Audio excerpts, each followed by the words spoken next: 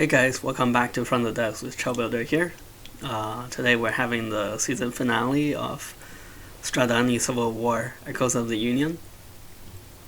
As we can see on the map, we have taken over good half of the last Legion territories, and we're just pushing up to finish some of the last outposts.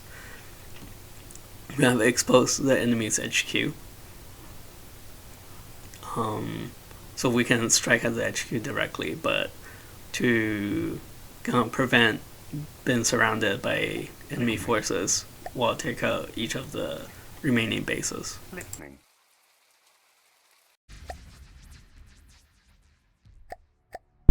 So we're bringing overwhelming force to some of these village sieges, just because there's not too much new content to show. A lot of the enemy units look pretty much the same, and I don't have any new units to show in terms of capabilities for the mech fleet.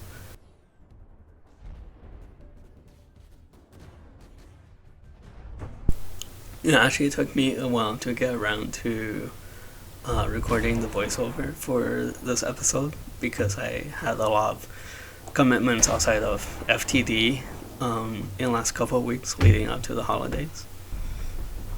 As well, I'm a bit burnt out by doing so many campaign missions also close together. Just rushing up to these fortresses and managing all these mechs in a campaign setting.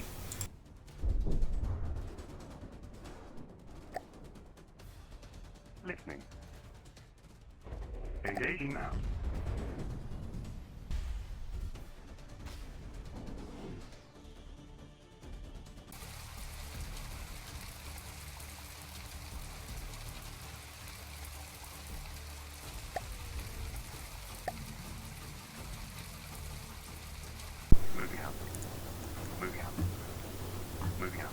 This is a siege for the Schism base, fortress, the northernmost tip of the last Legion territories. Here we brought a large army of Fusilier mechs and a single Lancer.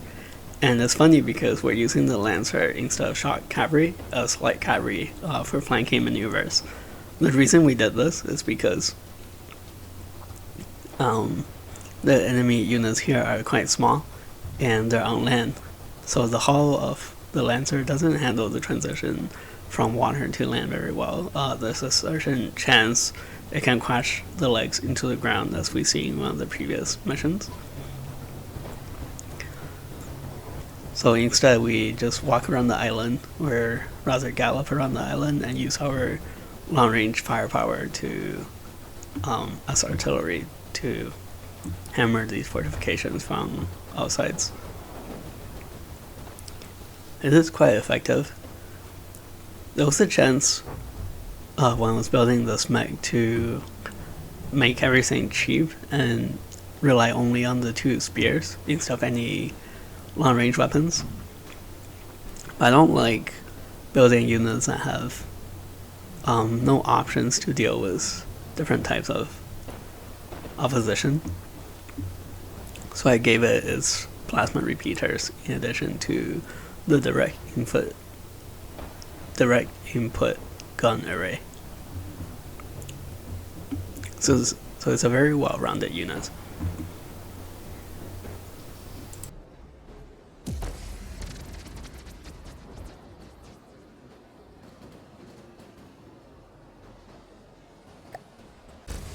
Here we have the Knights and the Lancers going up against the retaliation fleet spawned by the previous fortress after it was demolished. And now, because we have some larger surface targets, it's more suitable to hit them with a spear. So here we see the first spear almost not triggering, and then it triggers, but somehow the second spear took some damage and detonated prematurely. So we're not able to straight up spear the ship with 2 nukes.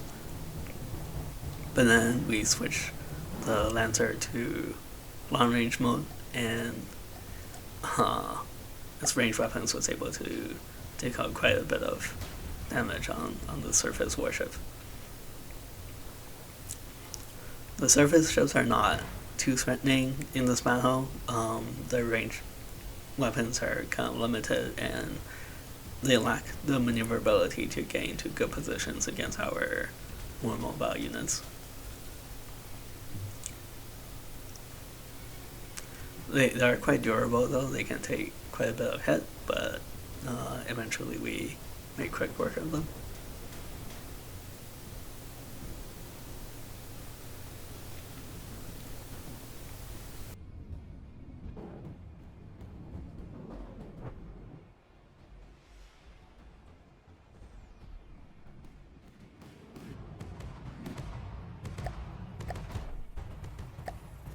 Engaging now.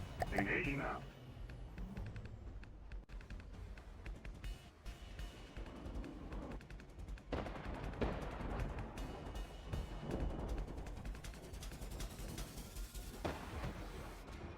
Finally, we have a battle against the last Legion's heavy air fleet. This was kind of their boss fleet with the Vambrace and a few other airships. Unfortunately, we're not able to spying all the units at once, just due to the limitation of my computer and how much effort goes into each mech. Having multiple mechs in the battle at once does slow down the game quite a bit, even without all the units being in play at the same time. Now you can see I made a bit of an early mistake getting my main mech pinned between two enemy units. These mechs are basically frontside helicopters in terms of how they're built, so they don't really, or rather they really don't like taking any damage from the side, or much worse, the rear. But after a little bit of embarrassing maneuvering, we're able to extricate ourselves from that situation. So most of the main components and the main weapons on the mech are kind of resistant to damage from behind, but some of the secondary weapons, missile defense systems, are rather exposed from the rear. So those are the systems that took a little bit of damage in that awkward pincer movement. But now we're able to just unload all of our firepower on that one airship and take it down quite quickly.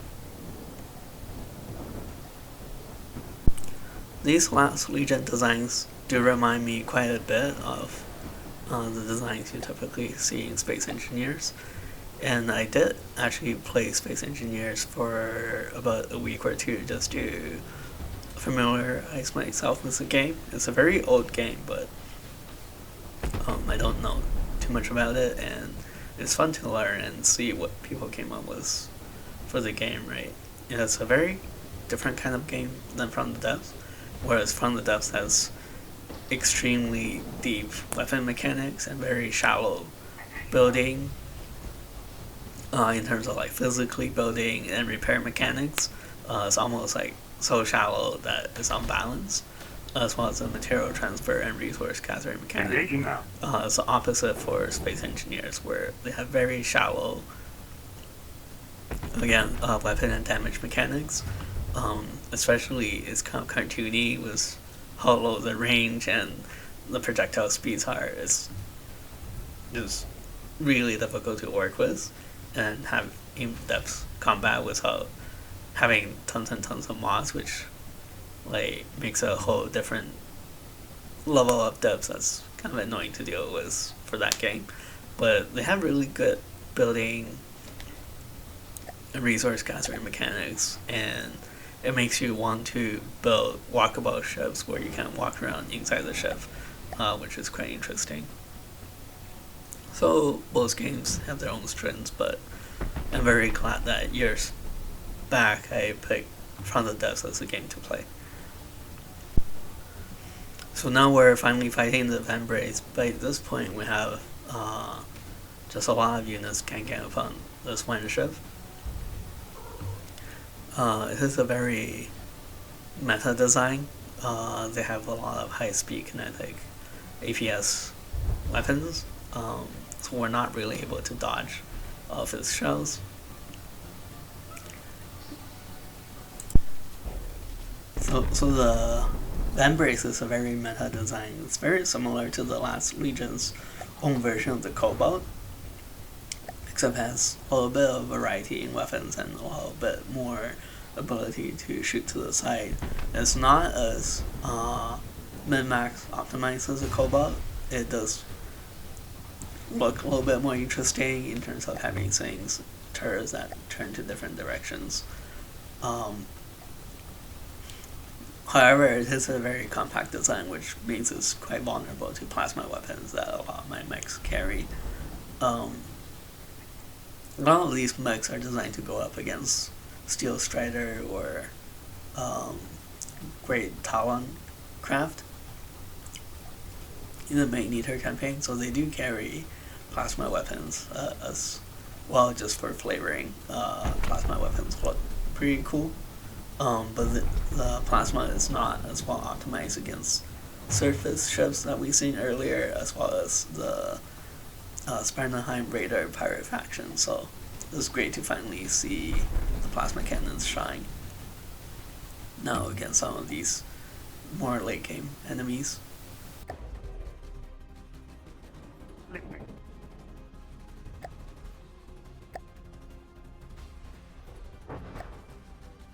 Listening. In this battle, we did and are suffering some losses to some of our lighter units just because they were targeted by the Vambrace, which again has very good fast firing APS, which is naturally a counter against our mechs. The other counter is just really good missiles or plasma weapons. I am not sure why the Vambrace did not pick our gun apostle mech as its primary target, but once again, I think, yeah, it's been a good battle. It's a bit unfortunate that we had most of this battle in degraded mode, so it was very hard to spot our own units getting damaged with blocks falling off until it was too late. Small units, which we have engaged with a single gun apostle mech, which isn't ideal because the mech is designed to have maximum forward defense, and the sides and rear are quite exposed, as we see in one of the previous battles. Unfortunately, a single large unit suffers a hit rate disadvantage against small units, and the way to solve that is to get closer so you can maximize the hit rate. Unfortunately, that will expose our sides and rear to other small units, which is not ideal for the armoring plan for our mech. So here you can see we're taking quite a bit of damage from the enemy.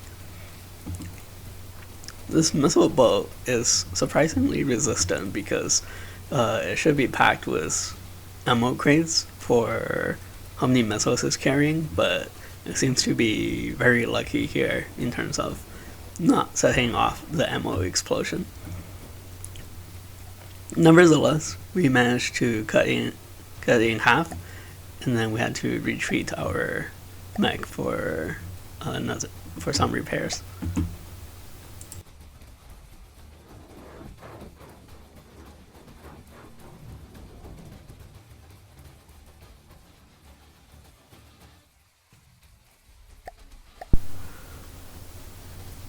So with this series coming to an end, I have a few options as to what play next. I do want to get in quite a bit of work done for my own custom campaign, which I've kind of neglected over the last couple of months with vacation and catching up after vacation for work, playing this campaign and preparing for the holidays. So that's definitely one thing I want to do.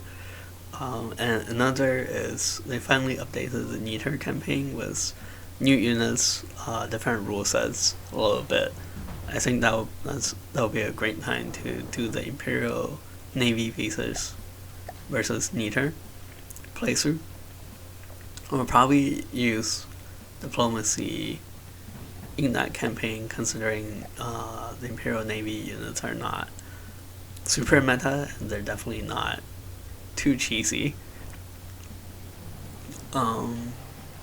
Yeah, as opposed to a all-out war of just my faction against 8 factions all at once.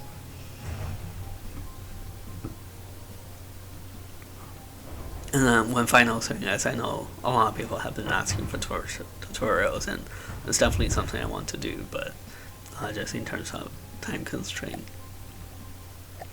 and to think about when I want to do that.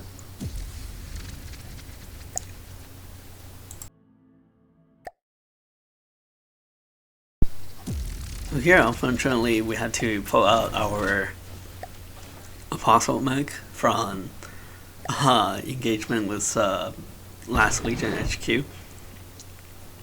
We had destroyed a sizable amount of defensive units surrounding the HQ, but it's hard to say if it was a good trade in the end, in terms of damage taken versus enemy material destroyed. But yeah, that's just a matter of going up against smaller units and having them be quite hard to target. We can always move closer to even out the odds in terms of hit rate, but then that makes ourselves surrounded by enemies and allowing them to get shots on the side of our mech, which is not ideal. So there's quite a bit of balancing going on for that, which I think is a great thing to have in the game. And now in this fight, we just destroyed the Cuirassier heavy bomber from the Last Legion. Once again, we're making an assault on the Last Legion HQ, and now taking a bit of lesson from the previous battle, we spawn in small units to deal with enemy small units. And so far, it looks like we're doing great. And because this will be the last battle, I'm a bit more comfortable taking some losses with the smaller units here.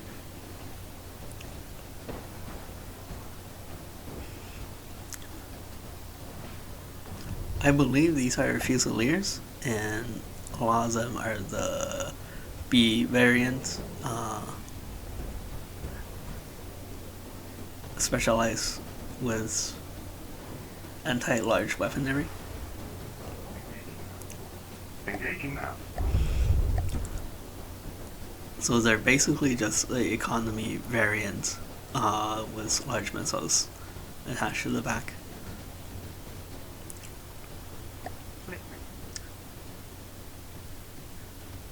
I do believe they're fast-firing, rapid-firing APS machine guns are replaced with HE shells as well, high explosive. Okay, so now we have taken out a few of the enemy's small fortifications. We have brought in the large mech again.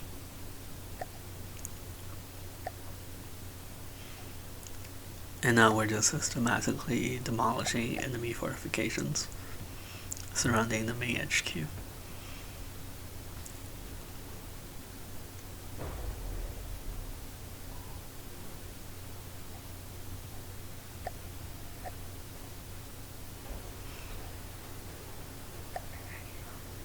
Engaging now.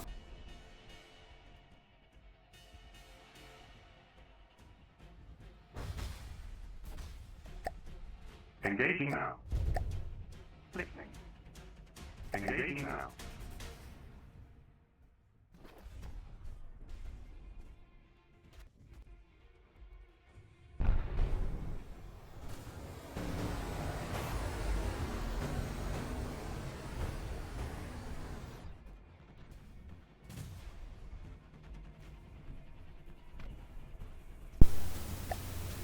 Finally, the Last Legion headquarters has spawned.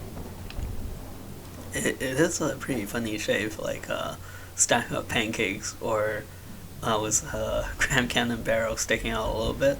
It kind of looks like a Dalek from Doctor Who.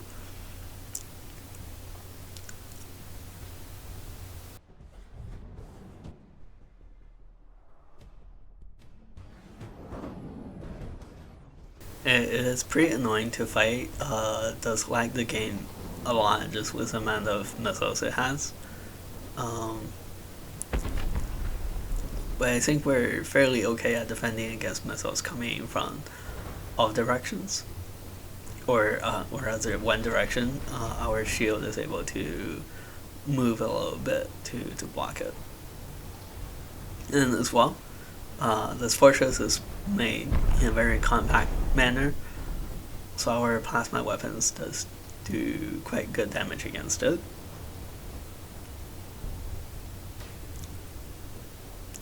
It's a fairly uneventful attritional fight,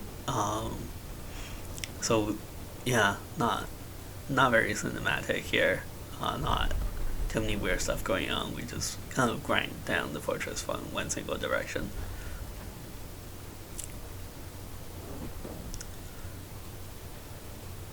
In testing, I have tried deploying a single Lancer against this.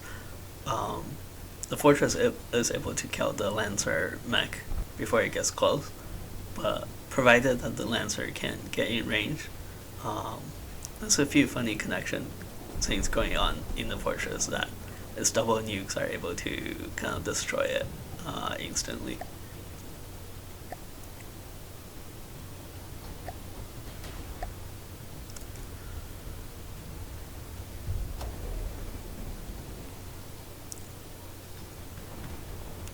So yeah, once the cram cannons are removed from the fortress, it all kind of falls apart. More or less, it gets cut in half because these blocks in the middle, they're just light blocks, which is pretty funny to see on a structure of this size. So once again, this is Stradani Civil War with ChillBuilder. Thank you all so much for watching. This is pretty much the end of the series in a couple of seconds. And luckily we have shut down the missiles, so we don't have any more lag spam from those. Yeah, thanks again everyone for watching. This is 8 hours into the campaign that we finished, so we've been running quite fast. Hey, see you guys next time. Bye.